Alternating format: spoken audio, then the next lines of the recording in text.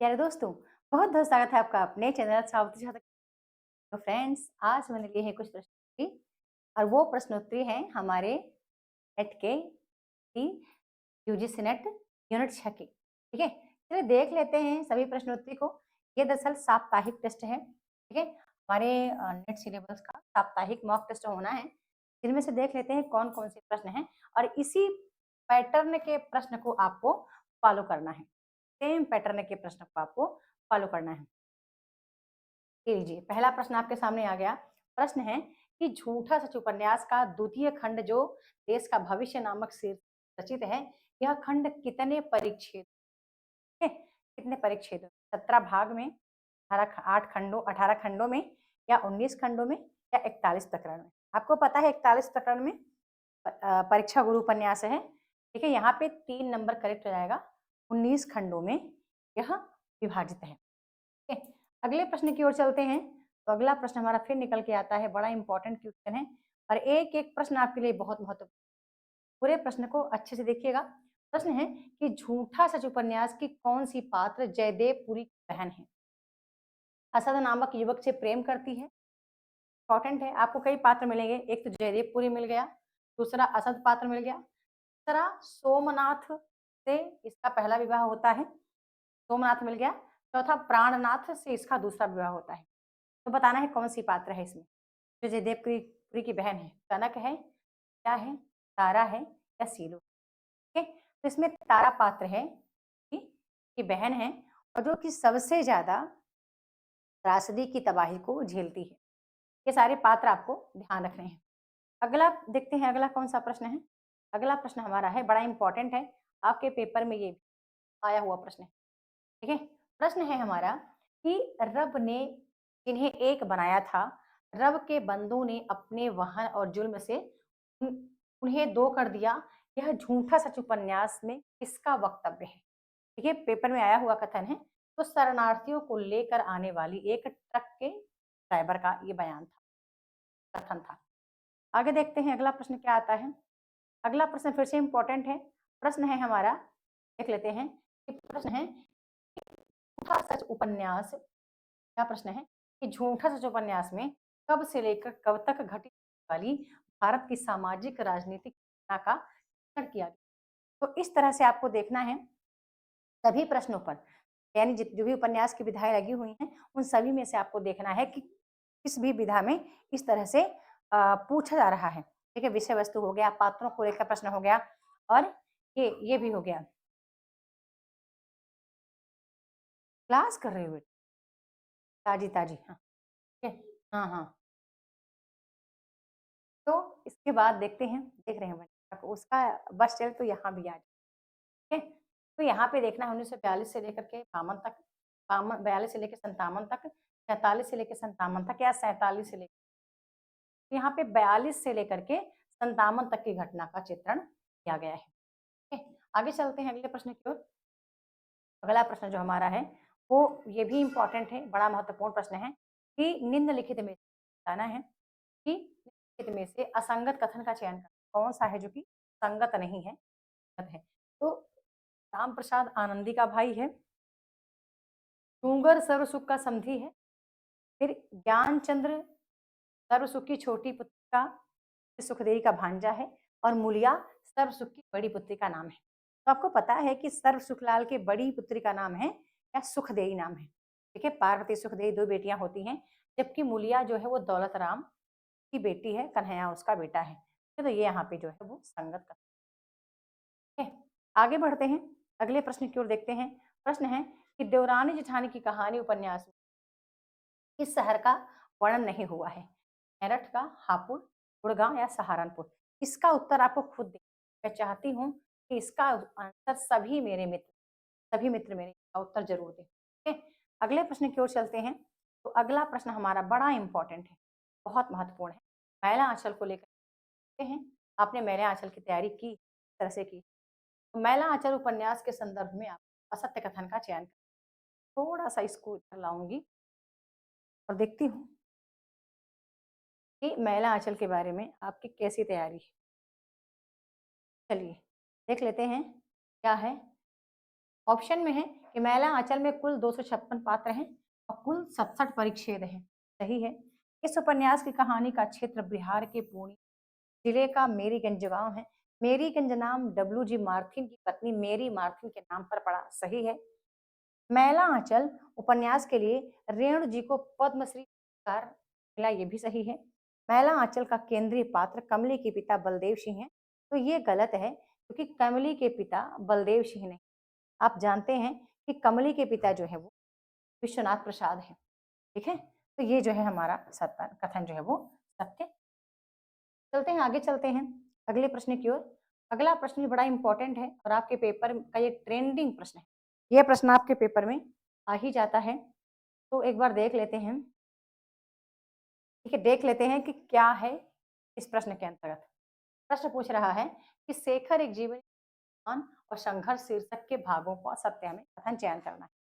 प्रथम खंड में है और ईश्वर, खंड में है बीज और अंकुर, तृतीय खंड में है पुरुष और परिस्थितियां, चतुर्थ खंड बंधन और जिज्ञासा। आपको पता है कि तृतीय खंड में और तृतीय और चतुर्थ खंड दोनों ही यहाँ पे रॉन्ग है। 4 नंबर हमारा जो है वो करेक्ट आंसर हो जाएगा कि ये जो है ना ये सत्य नहीं है। ठीक है, तो आपको कमेंट सेक्शन में लिखना है कि तृतीय खंड क्या होगा, चतुर्थ खंड। ठीक है, चाहती हूँ आप लिखें। और अगला प्रश्न जो है वो भी बड़ा इंपॉर्टेंट है। ये फिर से ये किस उपन्यास पर केंद्रित है? परीक्षा गुरु के संबंध में आपको बताना है कि क्या है। चलिए देख लेते हैं कि निम्नलिखित में से परीक्षा गुरु उपन्यास के संबंध में आपको असंगत कथन का चयन करना है कि यह उपन्यास अंग्रेज उपदेश के दौरान लिखा गया। सही है। परीक्षा गुरु उपन्यास का मुख्य उद्देश्य नैतिक मूल्यों का चित्रण एवं शिक्षण था। ये भी सही है। थोड़ा सा आगे बढ़ती हूँ तो परीक्षा गुरु बारे में है कि लाला श्रीनिवास दास अंग्रेजी उपन्यासकार ओलिवियर गोल्ड स्मिथ से प्रभावित थे। ये भी सही है। फिर है अगला कि ब्रज भाषा में लिखा गया है उपन्यास कितने प्रकरण में है? 45 प्रकरण में। तो ये गलत है क्योंकि ये 41 प्रकरण।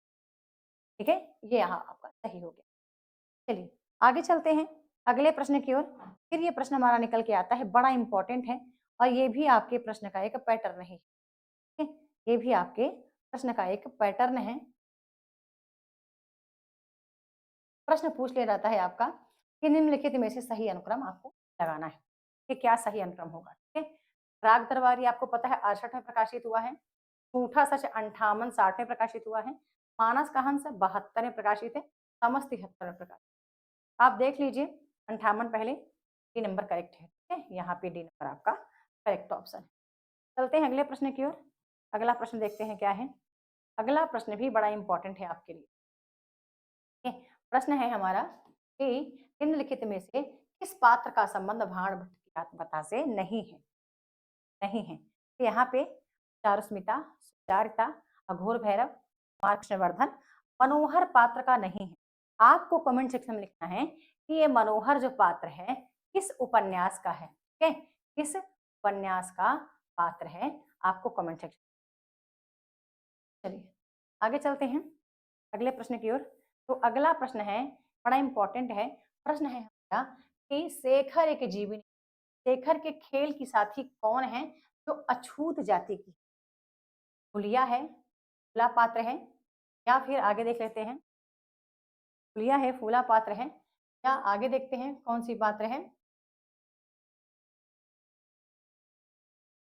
आगे 2 पात्र और हैं, मूलिया और शारदा। तो यहाँ पे बता दूं कि करेक्ट आंसर जो है वो फूला पात्र है। ठीक है, करेक्ट आंसर में फूला पात्र है। आगे बढ़ते हैं और अगले प्रश्न की ओर देख लेते हैं कि क्या प्रश्न है हमारा। ठीक है, प्रश्न बनता है, बड़ा इंपॉर्टेंट प्रश्न है। ठीक है, और मैं चाहती हूँ कि इसका उत्तर हमारे सभी मित्र दें। शेखर एक जीवनी को यदि आपने पढ़ा है तो मैं चाहती हूँ कि इसका उत्तर सभी मित्र दें। जितने मित्र मुझे देखते हैं या फिर शेखर एक जीवनी आपने पढ़ा हुआ है, चाहती हूँ मेरे सारे मित्र इस प्रश्न का जवाब जरूर दें। चलिए प्रश्न पढ़ देती हूँ। प्रश्न आता है क्या हमारा कि शेखर एक जीवनी उपन्यास के संदर्भ में निम्न कथनों पर विचार करना है। शेखर एक जीवनी उपन्यास में स्वाधीनता पूर्व की परिस्थितियों का परिचय मिलता है। फिर अजय ने अहम भाव, भय तथा काम की भावना का चित्रण इस उपन्यास में किया है। फिर है कि इस उपन्यास की भाषा संस्कृत निष्ठ तथा क्लिष्ट है। और अजय ने इस उपन्यास में पात्रों के चरित्रांकन में कल्पना का सहारा है। यहाँ यहाँ अब आपको बताना है 1, 3, 4 कथन सही है या जो भी आपको लगे कमेंट सेक्शन में ज़रूर लिखिए और मैं आपके कमेंट का इंतज़ार करूँगी। ठीक है? बड़ा इम्पोर्टेंट प्रश्न। चलिए, एक प्रश्न और आता है, ये फिर से प्रश्न है कि अज्ञात सोने से बचने का आयोजन वैसा ही है जैसा छाया से डकैती करना। बताना है कि यह किस उपन्यास से लिया गया कथन है। ठीक है? उपन्यास से लिया गया है, गोदान से लिया गया है, ठीक है? या फिर गोदान के बाद आता है मैला आंचल, या फिर शेखर एक जीवनी, या फिर राग दरबारी। तो आपको बता दूं इसका राइट आंसर क्या होगा। राइट आंसर इसका है शेखर एक जीवनी। इंपॉर्टेंट है। आगे चलते हैं अगले प्रश्न की ओर। प्रश्न आता है हमारा कि रुक्मन बाबू 18 वर्ष के हैं, सॉरी, हाँ, फिर वह कितने वर्ष से 10वीं कक्षा में पढ़ रहे हैं। 2 वर्ष से, 3 वर्ष से, 4 वर्ष से, नीचे 5 वर्ष होगा। तो करेक्ट आंसर है 3 वर्ष से पढ़ रहे हैं। चलिए आगे बढ़ते हैं। अगला प्रश्न फिर आता है, बड़ा इंपॉर्टेंट प्रश्न, और इसका उत्तर मैं चाहती हूँ कि सभी मित्र दें कि झूठा सच उपन्यास के पात्रों उनसे संबंधित व्यवसाय के संबंध में असंगत। ऐसे प्रश्न आपके बन जाते हैं कि जयदेव पुरी पत्रकारिता का काम करता है, कनक भी पत्रकारिता का काम करती है, सूद कांग्रेस का नेता है, और हाफिज जो है वो प्रशासनिक अधिकारी। तो मैं चाहती हूँ कि इसका उत्तर जो भी आपको समझ में आए आप वही दे दीजिए, कि जो आपको समझ दे दीजिएगा। कमेंट सेक्शन में इंतजार करूंगी आपके कमेंट। अगला प्रश्न फिर है, इंपॉर्टेंट है, ऐसे प्रश्न आपके बन जाते हैं पेपर में विषय वस्तु को लेकर, तो इसका उत्तर भी मेरे सभी है। ठीक है? सांप्रदायिक विद्वेष और विभाजन की त्रासदी पर आधारित उपन्यास बताना है कौन सा है। कौन सा उपन्यास है? तो देख लीजिए, ऑप्शन में है जिंदगीनामा, महाभोज, तामस और, आपको पता है ये दो ही, तामस और झूठा सच जो है वो सांप्रदायिक विद्वेष की त्रासदी को दिखाया गया है। जिंदगीनामा में बहुत ज्यादा आंचलिकता को दिखाया गया है कि जिस परिवार, जिस परिवेश में या पंजाब के जो लोग हैं का जैसा जनजीवन है उनको दिखाया गया है। महाभोज आपको पता है टोटली राजनीति पर आधारित उपन्यास है। ठीक है? तो कुछ प्रश्न मैंने लिए थे, और मैं चाहती हूँ कि मैं एक टाइम टेबल सेट कर दूं मेरे सभी, वो जल्दी ही कर दूंगी दोस्तों। कुछ टेक्निकल इश्यूज आ रहे हैं, फेस करना पड़ रहा है एक नए सेटअप के साथ। ठीक है? तो वीडियो को लाइक करना है, शेयर करना है, चैनल को सब्सक्राइब करके रखना है, बेल आइकन। कोई वीडियो, इस वीडियो में न्यू टॉपिक बहुत बहुत